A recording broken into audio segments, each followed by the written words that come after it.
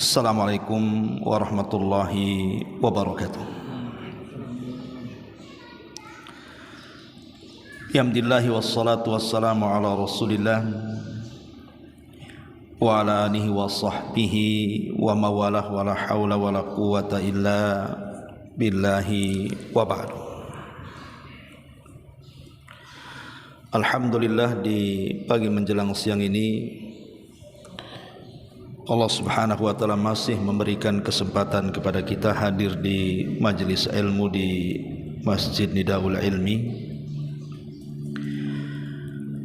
Salawat dan juga salam demi keberkahan di majelis ini kita senantiasa hadiahkan kepada Rasul kita Nabi besar Muhammad sallallahu alaihi wasallam. Allahumma salli ala Muhammad. Dan pembahasan di pagi menjelang siang ini kita akan membahas tentang beberapa dosa yang sering kita lakukan dan tidak sadar bahwa dosa-dosa itu bisa mengikis pahala, bukan hanya sedikit demi sedikit hilang, bahkan terkadang bisa hilang secara keseluruhan. Ma'asyiral muslimat yang dimuliakan Allah Azza wa Jal, dosa-dosa apa yang biasa kita lakukan yang bisa mengikis pahala ini? Ma'asyiral muslimat yang dimuliakan Allah Subhanahu wa taala,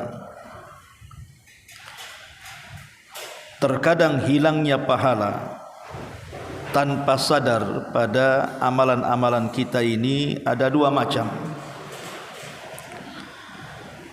Pertama, menghilangkan pahala secara keseluruhan.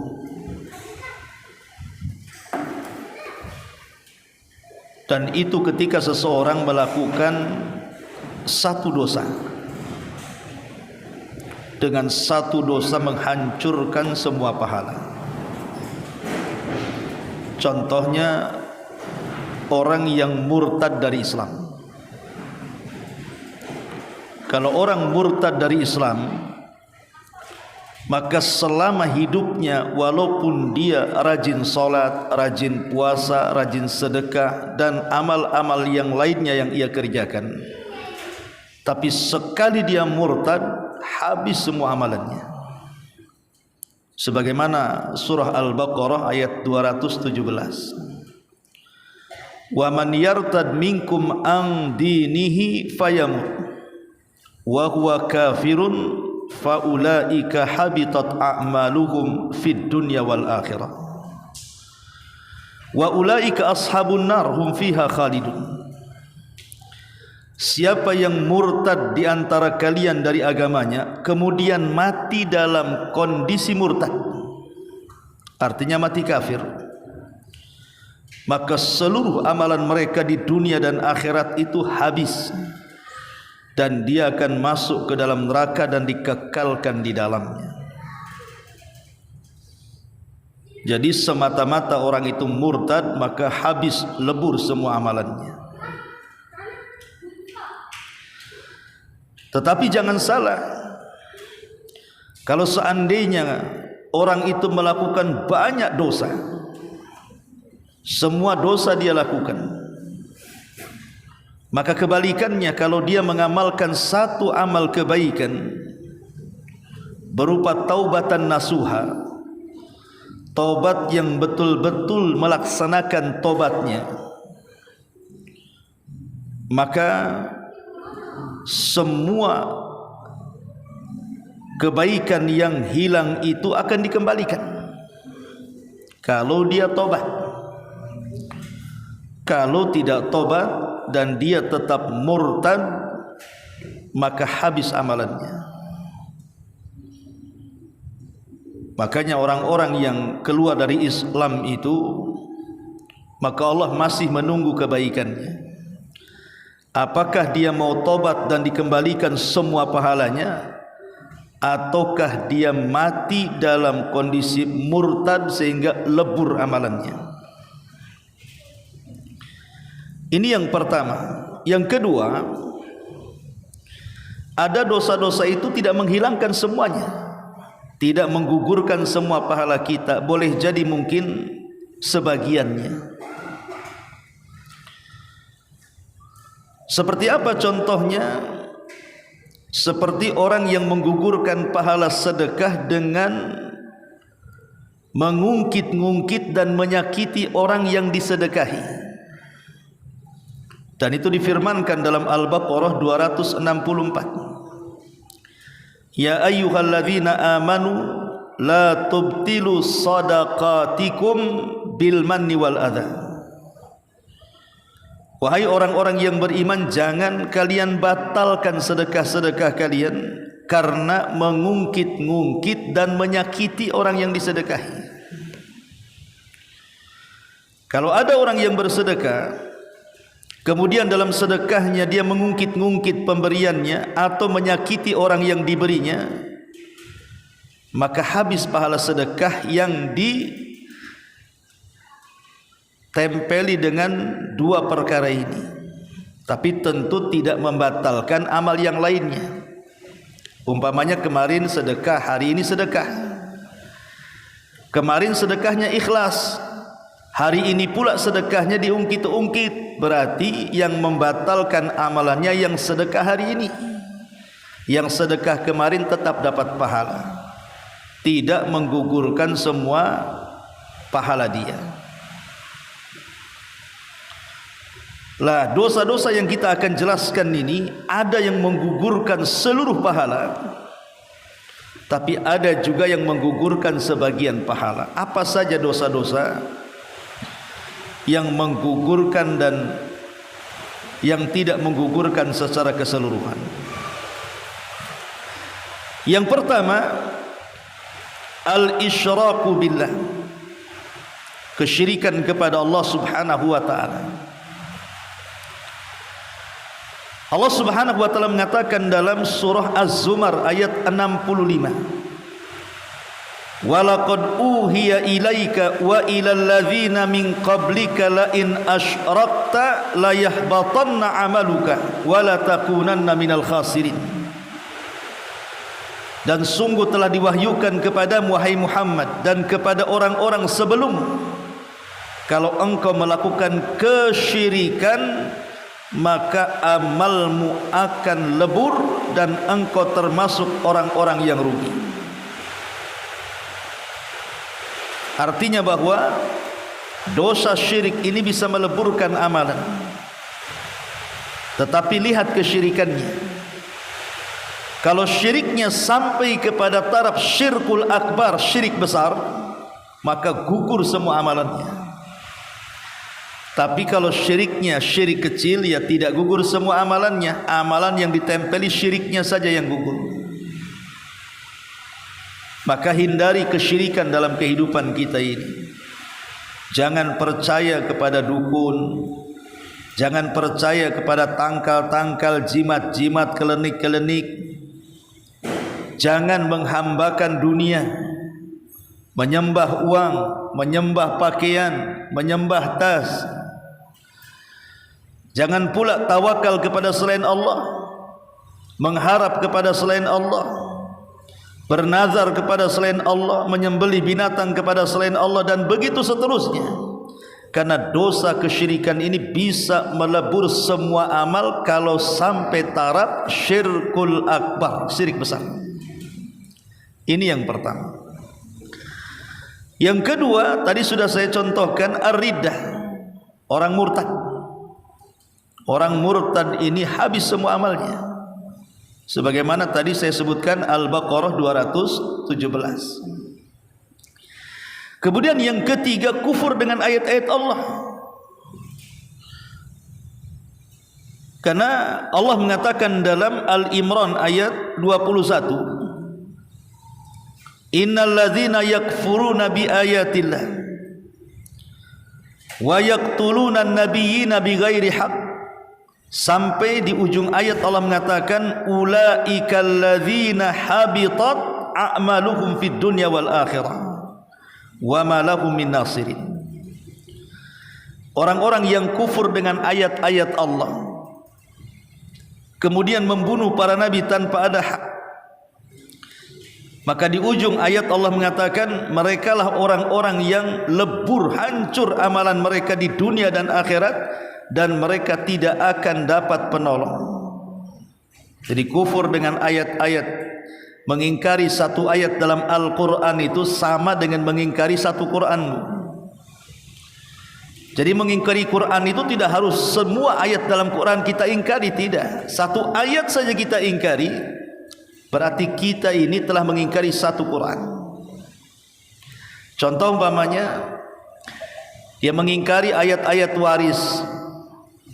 Masa waris itu perempuan dapat separuh, laki-laki, tak adil lah ini. Ini ayat ini tidak benar nih. Kalau sampai dia mengatakan seperti itu, berarti dia telah mengingkari satu Quran. Karena konsekuensinya satu ayat diingkari, satu Quran diingkari. Atau umpamanya dia mengingkari ayat-ayat tentang hukum-hukum hudud. Apalah katanya, hukum hudud ini kalau orang yang membunuh dibunuh, orang yang mencuri dipotong tangannya, sadis sekali Islam itu. Kemudian dia ingkari, maka ini sama dengan mengingkari satu Quran, bisa kufur, habis amalan kita. Kemudian yang keempat, karahiyatus syai'in minal Quran, ataupun membenci hukum-hukum walaupun satu dua hukum dalam Quran dia tidak suka. Umpamanya ada orang yang membenci jilbab, ada saudari ibu umpamanya pakai jilbab syar'i betul-betul, ya dari atas kepala ditutup betul-betul, kadang sudah pakai cadar sebagiannya. Kemudian kita benci, apalah orang itu, sampai wajahnya ditutup kayak ninja saja. Ngapain panas-panas pakai jilbab berangkap-rangkap gitu. Jadi kalau orang benci dengan syariat Allah Subhanahu wa taala, ini bisa menggugurkan amal. Buat apa sholat capek-capek saja? Buat apa puasa lapar-lapar saja? Buat apa haji ngabisin harta saja? Ngapain sedekah? Ini dia benci nih, ya. Ini kalau orang benci kayak gini, Allah mengatakan dalam surah Muhammad ayat 9, "Dzalika bi annahum karihu ma anzalallahu fa ahbata a'malahum." Yang demikian itu karena mereka membenci apa yang Allah turunkan, maka gugurlah amal-amal mereka. Dan juga Allah Subhanahu wa taala juga mengatakan dalam surah Muhammad ayat 28-nya, "Dzalika bi annahum ittaba'u ma askhatallahu wa karihu ridwanahu fa ahbata a'malahum." Yang demikian itu karena mereka mengikuti apa yang Allah murkai dan membenci keridhaannya, maka Allah gugurkan amal mereka. Maka jangan sampai membenci syariatku. Kalau tidak cocok jangan dicela. Saya belum bisa kayak dia, kan gitu. Saya sih pengen kayak dia, kayaknya belum bisa saya. Maka kalau tidak suka dengan syariat jangan dibenci. Karena membenci syariat itu bisa menggugurkan amalan. Mudah-mudahan ibu dengar ya. Gak apa-apa saya agak teriak-teriak aja. Kemudian yang kelima, an-nifaq. An-nifaq, orang yang dalam hatinya ada kemunafikan. Karena orang-orang munafik itu, Bu, mereka hanya menampakkan yang baik tapi menyembunyikan yang buruk.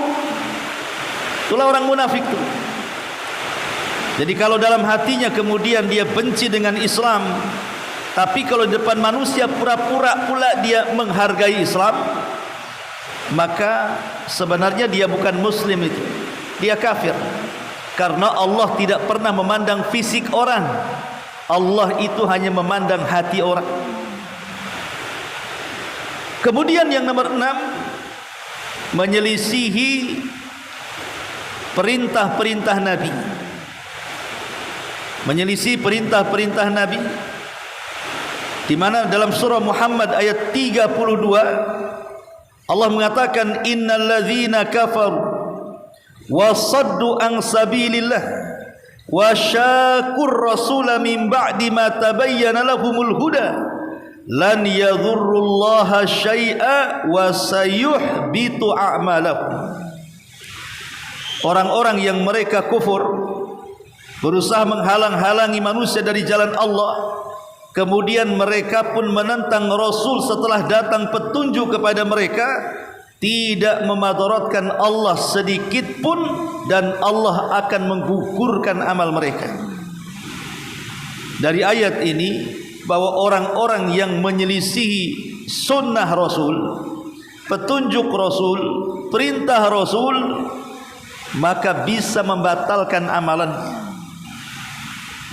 Maka sebisa mungkin dalam kehidupan kita itu kita senantiasa mencocoki sunnah, baik dalam ucapan, baik dalam perbuatan, baik dalam keyakinan, baik ketika bersendirian, baik ketika berumah tangga, baik ketika bertetangga, baik ketika bergaul dengan manusia.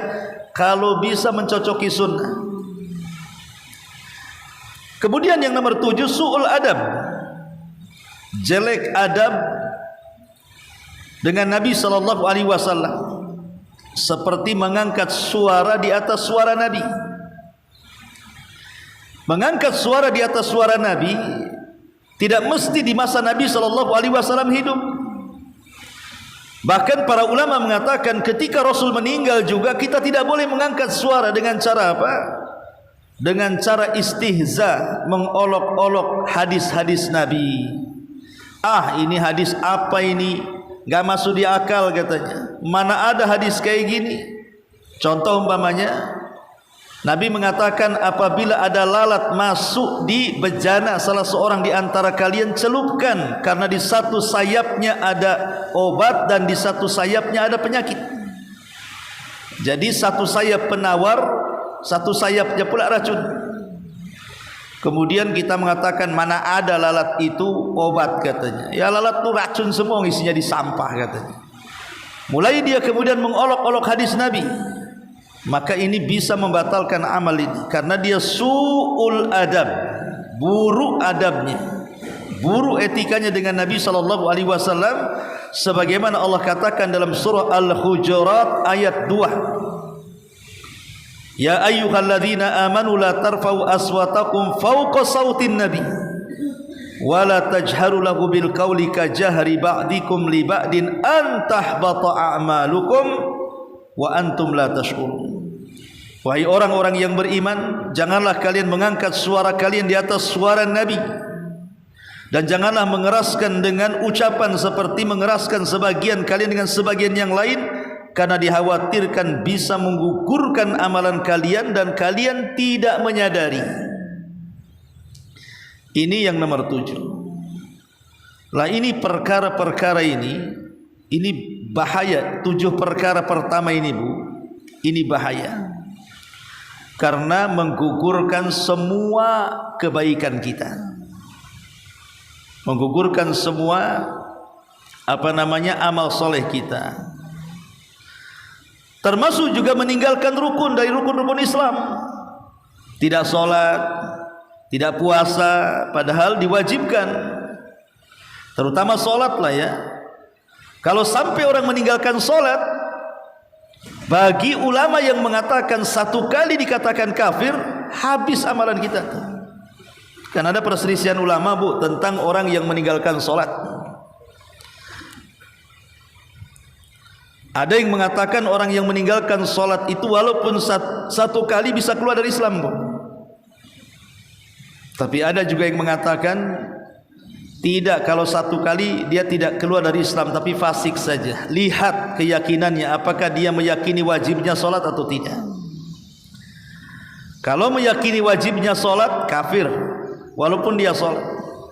Tapi kalau seandainya dia tidak meyakini, dia yakin sholat itu wajib, tapi karena malas, akhirnya dia meninggalkan sholat. Lah, inilah yang menjadi ranah khilaf ulama.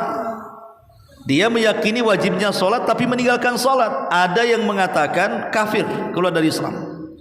Ada yang mengatakan tidak kafir tapi fasik saja. Tapi serendah-rendahnya hukum orang yang meninggalkan sholat itu dosa besar. Ya, bisa saja kemudian menggugurkan amalan dia. Ma'asyiral muslimat yang dimuliakan Allah Subhanahu wa taala, ini yang nomor 8. Ataupun yang nomor 9, melakukan yang tidak dicontohkan Nabi. Melakukan perbuatan yang tidak ada contohnya. Kalau orang melakukan perbuatan ibadah dinasabkan kepada Islam tetapi sebenarnya tidak dicontohkan, maka bisa menggugurkan amal karena amalannya tertolak. Rasul mengatakan, man ahdatsa fi amrina hadza ma laisa fihi fahuwa rad. Barang siapa yang menciptakan, dalam riwayat man amila, mengamalkan sesuatu yang tidak kami contohkan, maka amalan-amalan itu akan tertolak. Maka cukupkan dengan yang dicontohkan saja, tidak perlu kemudian kita mengamalkan yang dibuat-buat manusia. Percuma ibadahnya, enggak akan diterima. Kemudian yang nomor 10, at-takdzibu bil qadar, mendustakan takdir. Mendustakan takdir, Bu, jangan mendustakan takdir. Seperti orang yang tidak terima dengan takdir dia. Kenapa lah saya miskin, kenapa si anu kaya? Kenapa saya sering sakit, si anu sehat terus? Kenapa anak saya kayak gini, kenapa anak orang begitu? Kenapa usaha saya kok tidak maju-maju, kenapa usaha orang itu kok maju terus? Itu sudah takdir. Ya. Kenapa kulit saya hitam kok nggak putih-putih? Sudah takdir. Kenapa saya pendek tidak tinggi? Takdir semuanya. Kita harus yakin dengan takdir. Berjalanlah dengan takdir, hidup kita akan tenang. Orang yang tidak tenang itu karena tidak pernah berjalan dengan takdir hidupnya. Akhirnya berontak dia. Kenapa aku dilahirkan seperti ini? Gitu. Kenapa nasibku seperti ini? Nah, ini orang enggak berjalan dengan takdir, akhirnya protes dia. Dan yakin tidak akan tenang hidupnya. Tapi kalau ibu berjalan dengan takdir, insya Allah tenang hidupnya. Ya, mungkin kondisi seperti ini sudah takdir. Allah yang tahu, pasti Allah tahu kemaslahatan saya seperti apa. Oh, mungkin saya ini kulitnya hitam, sudah takdir. Mungkin itu terbaik bagi kita. Oh, mungkin saya kurang cantik, mungkin itu sudah takdir. Manusia tidak ada yang jelek, semua cantik. Ibu aja yang merasa tak cantik. Ya. Jadi kalau orang berjalan dengan takdir itu tenang itu hidup. Tapi kalau orang menolak takdir, nggak akan tenang hidupnya. Katanya Abdullah ibn Umar radhiyallahu anhuma, ketika beliau didatangi oleh 2 orang dari Basrah, di mana di Basrah itu ada ulama yang menolak takdir namanya Ma'bad al-Juhani. Maka Abdullah ibn Umar bersumpah, walladzi ahlifu bihi law anna li ahadihim mithla jabalin uhudin zahaban fa'anfaquhu ma qabilallahu minhu hatta yu'mina bil qadari.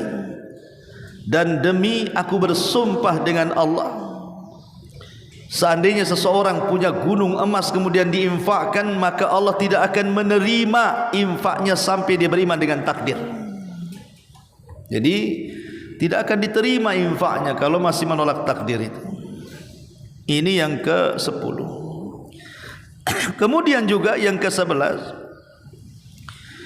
jelek solatnya, Bu. Dia solat tapi jelek solatnya, asal-asalan gitu loh, Bu, salatnya itu. Dia tidak peduli dengan syarat-syaratnya, ya wudu ya asal-asalan. Dia tidak peduli dengan rukun-rukunnya, ya berdiri asal-asalan, ruku asal-asalan, sujud asal-asalan. Yang penting salat deh. Kadang-kadang kebut-kebutan kayak orang trek-trekan. Ya. Ini buruk salat ini akan menentukan amal lainnya. Tapi kalau seandainya kita baik solat kita perhatikan syarat-syaratnya apa, kemudian rukun-rukunnya apa, kemudian wajib-wajibnya apa, sunnah-sunnahnya apa, kemudian kita berusaha mendirikannya, maka kalau solat kita baik, maka amal-amal yang lain akan mengikut. Tapi kalau solat kita buruk, maka amal-amal yang lain juga akan ngikut. Itu berdasarkan sabda Nabi. Kata Nabi SAW, inna awwala ma yuhasabu bihil abdu bisalatihi. Yang pertama kali dihisab pada hari kiamat adalah solatnya. Fa in saluhat, kalau solatnya bagus, solatnya baik, betul-betul dia mendirikan solat, faqad aflaha wa anja. Dalam riwayat, faqad saluha sairu amali, maka dia telah beruntung dan telah sukses. Dalam riwayat, maka seluruh amalnya dianggap baik. Tapi wa in fasadat faqad khaba wa khasar, wa fi riwayatin faqad fasada sairu amali. Barang siapa yang buruk solatnya, maka dia rugi dan binasa. Dalam riwayat, maka seluruh amalnya dianggap buruk kalau solatnya buruk itu. Maka jangan remehkan solat. Makanya saya heran, Bu, ada orang yang tidak solat tapi puasa kan, Bu. Bulan Ramadan, tengoklah kalau bulan Ramadan tuh, orang preman aja puasa, Bu, padahal tidak solat tuh. Padahal kalau kita lihat, solat itu penentu amal. Buat apa anda puasa kalau meninggalkan solat? Bagus anda solat tapi tidak puasa kalau bagus-bagusan ya. Nah, tapi kalau bagus lagi ya dua-duanya lah, jangan tinggalkan, kan rukun Islam. Nah, tapi masalahnya ada orang yang rajin sedekah tapi tak solat dia. Rajin pula lah dia baca Quran tapi tak solat, rajin zikir tapi tak solat. Percuma lah ibadah-ibadah yang lain kalau pokok penentu baik dan tidaknya sebuah ibadah itu ditinggalkan. Maka, Bu, tolong jangan remehkan solat. Didiklah anak-anak kita ini untuk solat. Saya itu ingat kalau dulu di desa-desa tuh, kalau anak-anak di desa itu saat nakal-nakalnya anak di jok motor itu ada sarung, Bu. Ya, kalau orang dulu, karena orang dulu itu kalau nasihati anak itu biasanya ditekankan solat. Nah, kemanapun solat, dimanapun solat, bekerja dimanapun solat. Begitu orang dulu tuh. Kalau orang sekarang begini, nak pergi sana, pulang bawa uang banyak katanya, nggak peduli solatnya, dunia saja di otaknya. Jadi ini juga amalan-amalan yang bisa menggugurkan amalan yang lainnya adalah fasadus shalah, buruk solatnya. Kemudian juga di antara amal-amal yang bisa membatalkan ataupun mengikis pahala adalah meninggalkan solat asar. Ini khusus, ini solat asar ini. Kalau tadi kan secara umum meninggalkan solat, ini semua solat dilakukan tapi asar pula tak solat. Nabi mengatakan, man taraka salatal asri faqad habita amaluh. Siapa yang meninggalkan solat asar, gugur amalannya.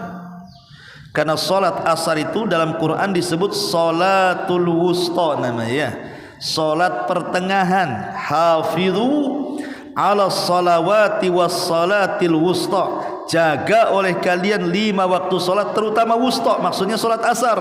Karena solat asar itu penentu solat-solat yang lainnya. Kalau baik solat asarnya, dijamin solat yang lainnya baik.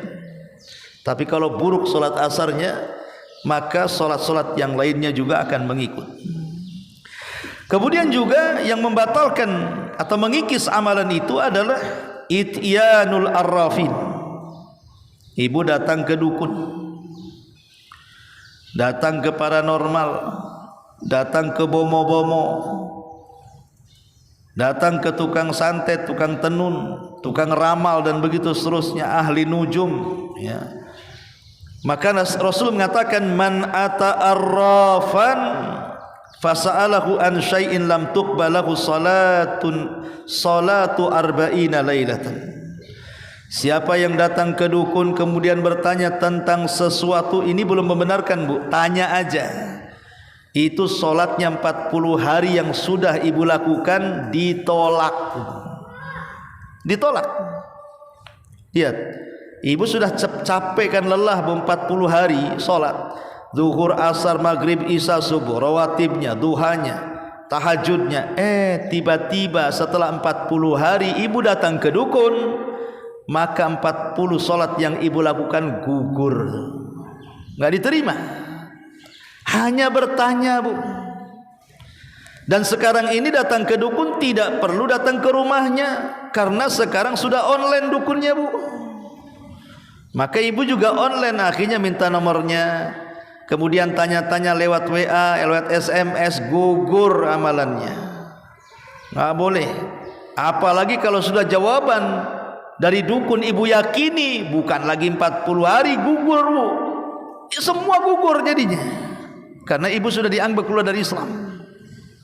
Jadi kalau hanya bertanya saja masih ringan lah kan, 40 hari aja ditolak tuh sholatnya. Tapi kalau sudah meyakini, ini dia sudah kufur nih, karena dia meyakini kepada selain Allah subhanahu wa ta'ala. Maka jauhi ya. Kalau zaman dulu saya masih kecil itu, biasanya kan kalau di koran-koran, di majalah-majalah itu kan, Bu, kan biasanya ada itu gambar-gambar bintang-bintang itu, ahli nujum. Nanti dijelaskan ini bintang ini lahirnya ini sifat-sifatnya ini, kalau usaha nanti akan sukses, jodohnya ini. Nah, dulu kan gitu, boy. Kalau orang beli koran, beli majalah itu pula yang dibaca tuh bintang-bintang tuh. Kalau kita ini bintangnya gambar kambing, nggak cocok nikah dengan gambar kalajengking, nanti disengat-sengat, nanti cepat cerai katanya. Kan zaman dulu itu cocok logi. Dan itu kalau diyakini habis tuh amalan kita tuh. Maka apalagi sekarang dukun-dukun itu sudah main online juga itu di YouTube tuh. Hati-hati jangan sampai masuk ke berandanya, Bu. Apalagi dibuka, ngapain dibuka? Blokir aja. Kemudian juga zulmul akharin, zalim kepada orang lain, Bu. Entah zalim dengan lisan ibu, entah zalim dengan perbuatan ibu, sama, itu bisa menggugurkan amal. Zalim dengan lisan ya menyakiti perasaan dia, menghina, merendahkan, ataupun dengan perbuatan terkadang memukul, naudzubillah, ya, ataupun meletakkan kotoran di depan rumahnya, buang sampah di depan rumahnya, parkir sembarangan di depan rumahnya, zalim, memfitnah, menuduh. Maka orang-orang yang zalim ini akan gugur amalannya, karena nanti pahala dia pada hari kiamat akan diambil orang yang dizaliminya, berdasarkan hadis muflis, hadis bangkrut itu. Maka hindari kezaliman. Kemudian yang selanjutnya syurbul khamri, minum khamr. Kalau sampai kecanduan khamr, maka Rasul mengatakan man syaribal khamra lam yakbalillahu lahu salata arba'ina sabahan. Barang siapa yang minum khamr, maka Allah tidak akan menerima salatnya 40 pagi. Fa in taba taballahu alaihi. Tapi kalau seandainya dia bertobat, Allah terima tobatnya. Maka hati-hati, Bu, zaman sekarang tolong, Bu, kalau punya anak laki-laki, arahkan mereka jangan sampai terkena pergaulan bebas. Karena anak-anak sekarang ini SMP aja sudah mabok, sudah ngelem bahasanya kan. Nanti SMA lebih parah lagi, keluar jadi bandar tuh. Apalagi zaman sekarang saya dengar pemerintah mau bagi-bagi kondom pula di sekolah-sekolah ini tuh apa coba? Disuruh berzinah pula anak-anak sekolah tuh. Kalau ini benar, naudzubillah, kita berlindung kepada Allah. Harusnya dibekali agama. Sekolah-sekolah bukan dibagikan kondom. Utus ustaz-ustaz, ceramahi anak-anak, sadarkan tentang bahaya zina, sadarkan bahwa zina ini bisa mengandung penyakit macam-macam. Kan harusnya itu yang harus dibagi-bagi ke sekolah-sekolah, ya. Naudzubillah, kita berlindung dari keburukan. Kemudian juga yang bisa menggugurkan amarlah iqtinaul kalbi, merawat anjing, Bu. Bukan karena sebuah faedah, lain kalau ada faedahnya. Seperti umpamanya untuk menjaga, kalau zaman dulu kan untuk menjaga gembala. Orang bergembala biasanya ada anjing satu untuk ikut menjaga. atau menjaga kebun atau berburu. Ini enggak. Jadi dia memelihara anjing itu sama dengan memelihara kucing, Bu. Padahal sebenarnya biayanya besar kan, Bu. Jangankan anjing, kucing aja kalau yang mahal itu biayanya besar itu. Kucing Persia, kucing Anggora, kecuali kucing kampung. Nah, kucing kampung lah kasih nasi mau dia.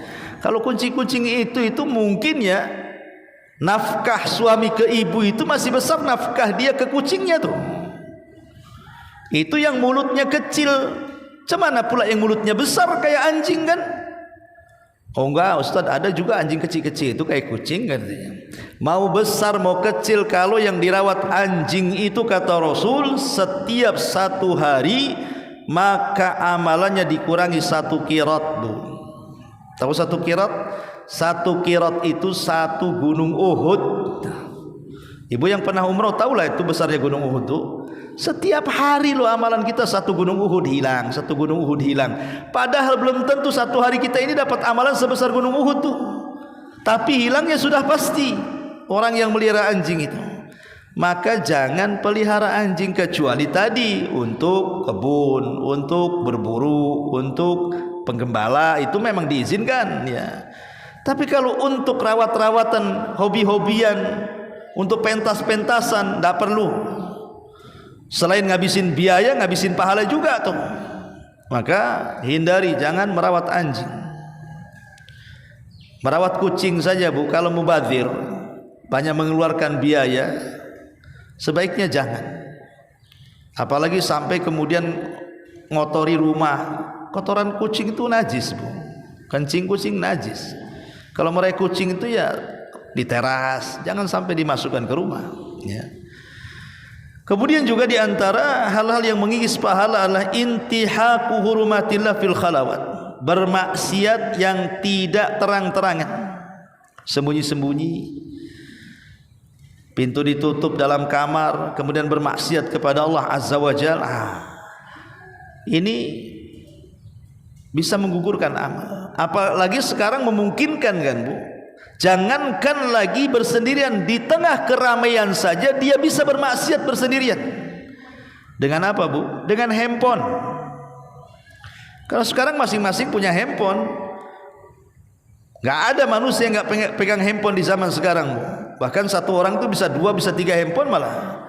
Kita nengok apa di samping kiri, nengok apa samping kanannya, nengok apa, nggak peduli itu. Kita bisa bermaksiat bersendirian loh. Yang tahu kita dengan handphone dengan Allah saja. Entah apa yang dilihat, entah apa yang ditengok, entah apa isi handphone itu.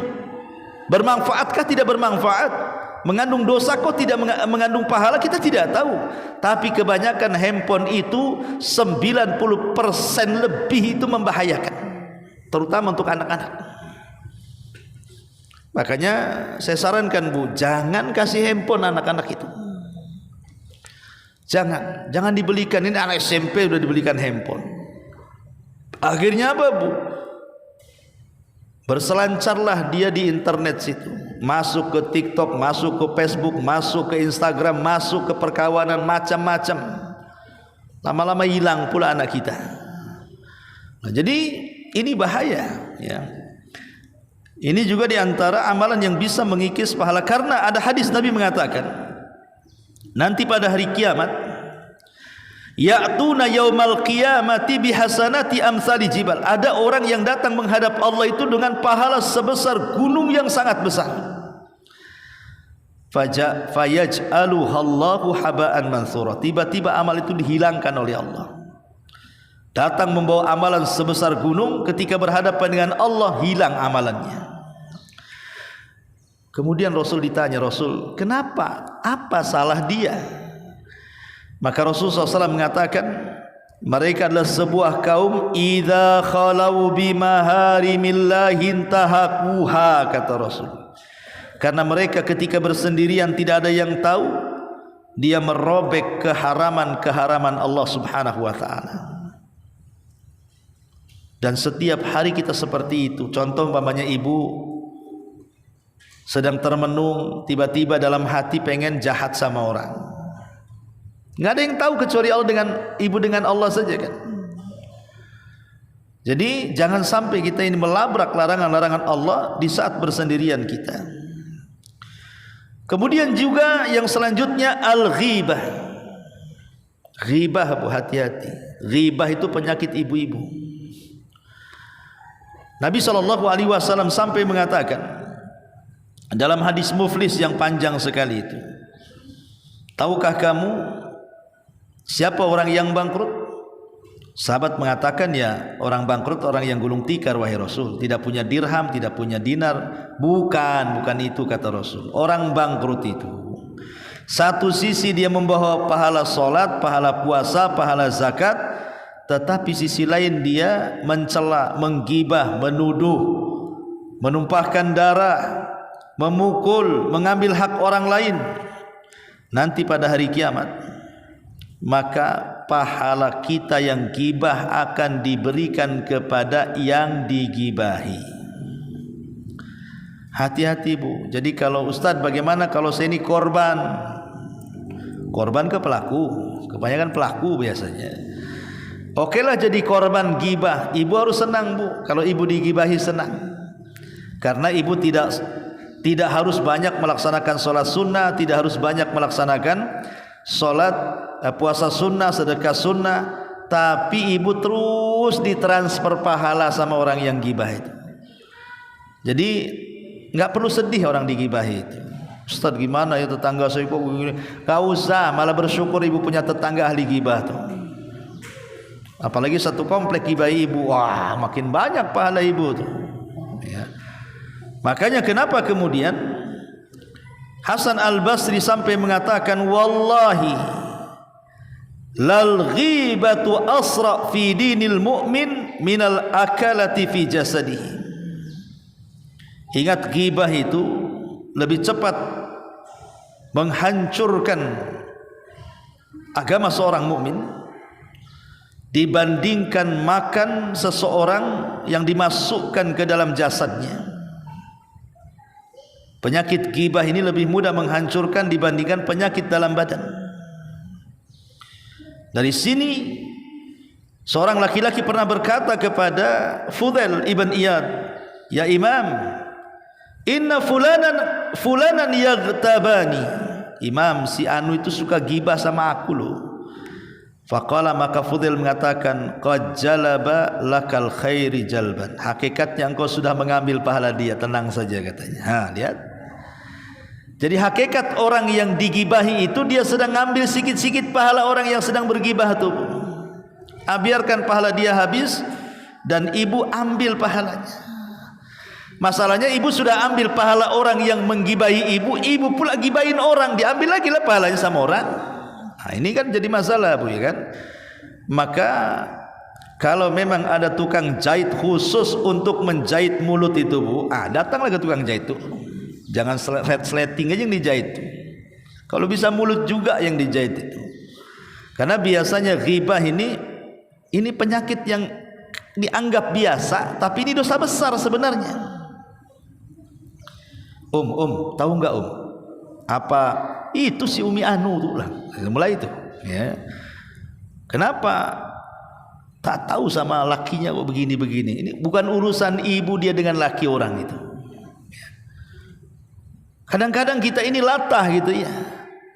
Itu dikarenakan biasanya urusan dunia tuh. Makanya kenapa Rasul mengatakan pandang ke bawah jangan pandang ke atas. Tetangga beli motor digibahi, tetangga bangun rumah digibahi, tetangga beli ini beli tanah digibahi, tetangga berdandan sedikit digibahi, tasnya baru digibahi. Ini kan repot tuh kayak gini nih.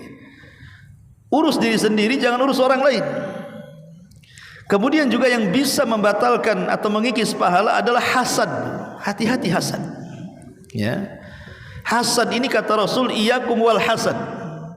Fa innal hasada ya'kul al hasanat kama ta'kul an-narul hatab. Hati-hati jangan hasad kata Rasul. Karena hasad itu bisa memakan kebaikan seperti api memakan kayu bakar. Lihatlah kayu bakar, kalau rumah kebakaran tuh ludes sebentar saja kan? Begitu juga hasad bisa meludeskan kebaikan kita sebentar saja. Dan hasad ini sama dengan gibah juga itu. Begini Bu, saya ibu siapapun tuh punya hasad.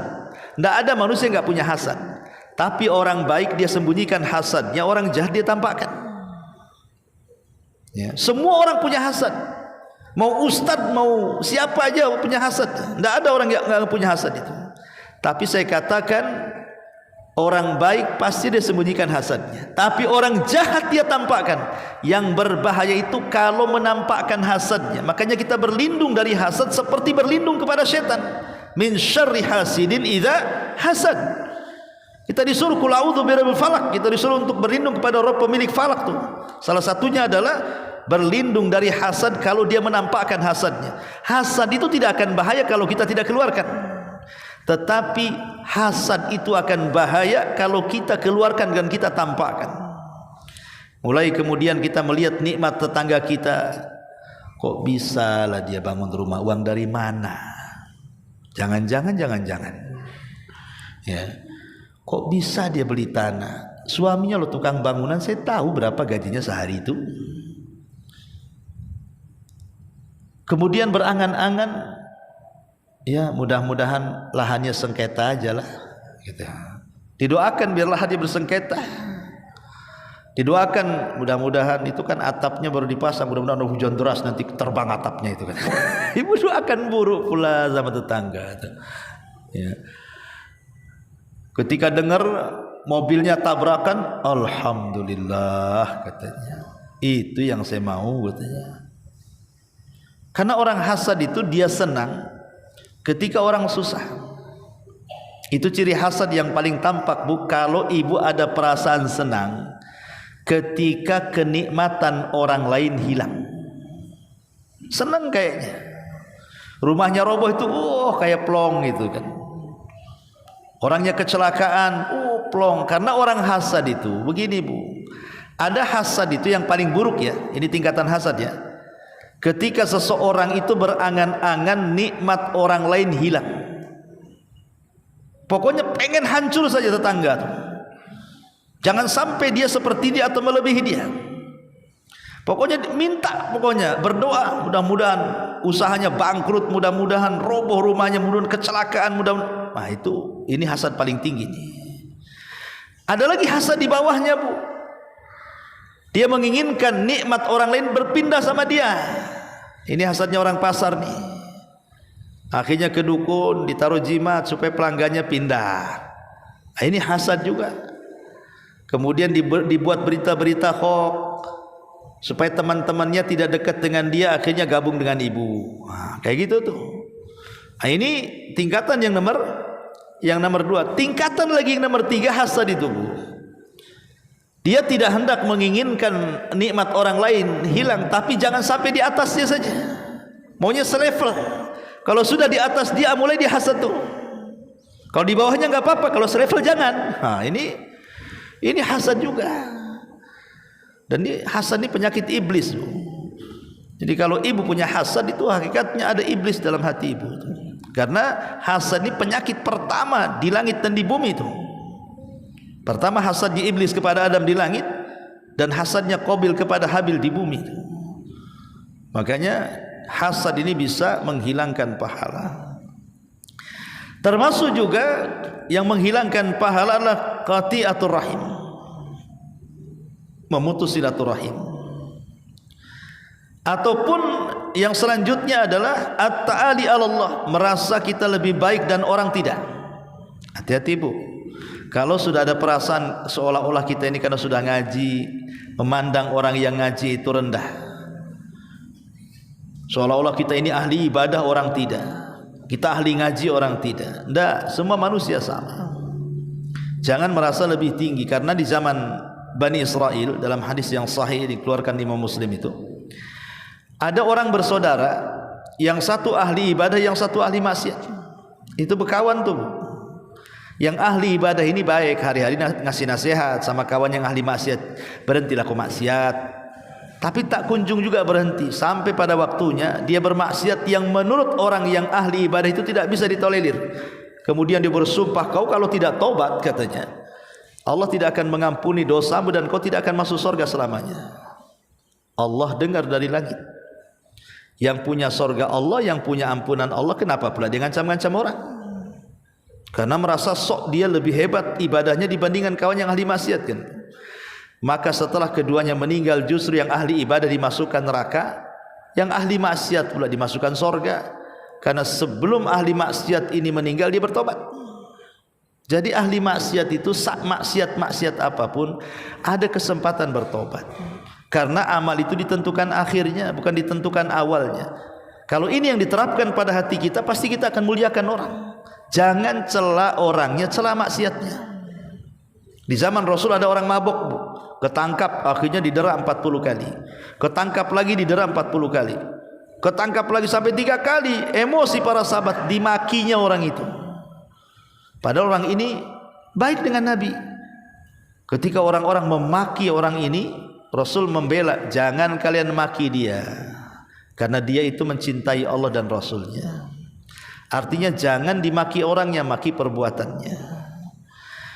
Kemudian juga hal-hal yang bisa membatalkan amalan,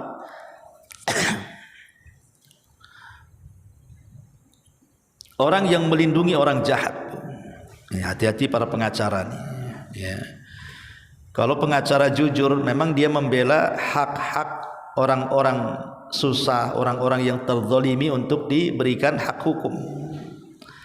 Tapi kalau pengacara itu otaknya hanya dua tweet saja, nggak peduli dia. Mau dia salah dia benarkan, mau dia tersangka dia jujurkan, dan begitu seterusnya. Maka profesi pengacara ini hati-hati, karena Rasul yang mengatakan bahwa orang yang awa muhdisan, orang yang melindungi orang jahat itu, fa alaihi laknatullah, bagi dia laknat Allah, wal malaika, dan laknat para malaikat, wan nasi ajmain, dan laknat semua manusia. La yaqbalullahu minhu yaumal qiyamah sarfan wala adla. Allah tidak akan menerima ibadah sunnah dan wajibnya. Lihat bahaya ya profesi pengacara ini. Kalau dia tidak betul-betul bekerja membela kebenaran, maka dia tidak akan diterima ibadah sunnah dan wajibnya. Naudzubillah. Termasuk juga yang bisa membatalkan amal, seseorang yang mungkin ini bagi bapak-bapak ya, yang sholat Jumat, ketika khotib naik mimbar, dia pula main-main, pegang-pegang handphone, WA, SMS, apalagi sampai telepon pula, mana yang khotbah ini, dia apa khotib itu. Jadi orang yang kemudian main-main ketika mendengar khotbah, tidak dianggap Jumatnya, gugur, terkikis amalannya. Dengerin ya, kasih tahu bapak-bapak ya. Kemudian juga yang bisa mengikis amal adalah hutang. Man mata wa alihi dinar au dirham, qudhiya min hasanatihi laisa thamma dinar wala dirham. Barang siapa yang mati dan dia punya hutang 1 dinar atau 1 dirham, maka kelak kebaikannya akan diambil di hari yang tidak ada dinar dan dirham lagi untuk membayarnya. Maka jangan sampai, sebisa mungkin Bu, kalau bisa jangan hutang. Hutang itu boleh kalau mendesak-desak saja. Kalau terpaksa harus hutang gitu ya, karena mendesak. Pemanya orang dia mau bayar kos-kosan karena hidup di kos, kalau tidak nanti diusir oleh ibu kos kan itu ya. Terpaksa lah dia hutang supaya punya rumah. Atau dia sudah kerja 1 hari 1 malam tak dapat, keluarga ingin makan tak ada makan, itu terpaksa darurat namanya kan. Tapi janganlah mukammilat, perkara-perkara yang sebenarnya sih tidak urgent dalam rumah itu, semua dihutangi. Kulkas sudah punya 1 belum lunas, beli lagi kulkas, ngeredit lagi. Kulkas 1 aja lah belum rusak, beli lagi. Ini kan hanya penyempurna saja yang kedua ini. Ya, apalagi kadang-kadang spring bed masih bagus, sudah lama, akhirnya kan dijual yang lama, beli yang baru, kredit lagi. Motor itu masih bisa dipakai, mungkin tahunnya sudah kadaluarsa lah, sudah kombet kan itu ya. Nggak enak dengan tetangga motor bagus tuh, motornya cantik pula, dijual kredit. Coba kulkas kredit, kasur kredit, motor kredit, semua satu isi rumah kredit. Jadi hidupnya itu hutang aja 1 rumah tuh. Sak rumah-rumahnya belum lunas juga tuh. Ya Allah ya Rabbi, aduh. Jadi hidup di atas hutang jadinya. Yang enggak hutang itu mahar suami aja lah, kontan itu seperangkat alat sholat. Oh ya. Jadi jangan terbiasa lah dengan hutang, karena hutang ini bahaya. Kata Nabi bisa mengikis juga pahala kita, naudzubillah. Kemudian juga ini khusus nasihat bagi perempuan, almar'atun nasis, perempuan yang selingkuh. Perempuan yang selingkuh itu dalam bahasa Arabnya nasis, tidak mesti selingkuh yang kita pahami. Itu yang paling parah lah kalau sampai kemudian seseorang istri kemudian justru berpaling ke laki-laki orang, itu udah paling parah dalam rumah tangga tuh. Tetapi dengan memuji tetangga orang pun itu bagian daripada nasis, Bu. Ingat, Bu, jangan puji-puji laki tetangga di hadapan suami ibu. Bang, tengok tuh laki tetangga tuh, pagi dah bangun, maco, dandan, ganteng. Abang ini aduh, jangan. Ya, jangan suka membanding-banding laki ibu dengan laki tetangga, itu nasis, Bu. Sebagaimana ibu tak suka dibanding-bandingkan dengan perempuan lain, sekarang kalau suami mengatakan, kayaknya cantik sebelah daripada kau nih, apa enggak sakit hati, Bu, dibilang gitu tuh. Kau bau dia wangi, dia jalan aja langsung itu baunya 1 kilo, kau ini bau bawang, bau ini, apa enggak sakit hati, Bu? Sebagaimana ibu kalau dibanding-bandingkan sakit hati, maka ibu kalau membanding-bandingkan suami dengan orang pun sakit hati juga kan? Itu nasis namanya, Bu. Enggak boleh. Bahkan ini pahala ibu akan dikikis itu. Kata Nabi SAW, salasatun la yaqbalullahu shalah. Ada 3 manusia solatnya tidak akan diterima dan tidak akan naik ke langit lagi, bahkan tidak akan melewati kepalanya lagi. Subhanallah, solatnya ditolak, tidak naik ke langit, tidak melebihi kepalanya. Salah satunya adalah seorang wanita da'a zawjuha minal laili fa'abat alaihi. Seorang perempuan atau istri yang diminta berhubungan dengan suaminya kemudian dia menolaknya. Itu salah satu bentuk nasis lah. Menolak ajakan suami, atau membanding-bandingkan suami dengan tetangga, atau ibu lebih tinggi suaranya dibandingkan suami, atau melawan kepada suami. Itu nasis itu. Salat ibu lo enggak diterima, enggak diangkat, di atas kepala pun tidak diangkat, kata Nabi. Nah, jadi setelah nurut kepada perintah Allah, maka yang kedua nurut kepada suami, tentu dalam perkara yang baik. Dalam perkara yang maksiat ya jangan dituruti. Beli khamar sana, oh jangan, itu tidak wajib, bahkan harus dicegah. Kemudian juga yang bisa membatalkan amal ini adalah al-mutajahiran, bertengkar. Ibu bertengkar dengan suami, bertengkar dengan tetangga, bertengkar dengan kawan, bertengkar dengan anak, bertengkar dengan orang tua, bertengkar dengan kerabat, dengan saudara. Pokoknya bertengkar dengan orang, tapi pertengkarannya itu bukan perkara yang hak. Kalau bertengkar perkara hak nggak ada masalah. Tapi kalau bertengkar bukan perkara yang hak, masalah dunia, masalah uang, masalah ini, masalah itu, nggak suka, maka tidak akan diangkat pahalanya setiap Senin dan Kamis. Padahal kita ingin pahala kita itu naik ke langit, kemudian dilihat oleh Allah kan. Tapi orang yang bertengkar ini tidak akan diangkat tuh pahalanya sampai yastaliha, kata Rasul, sampai dia berdamai. Kalau tidak berdamai, maka pahalanya tidak akan dilihat.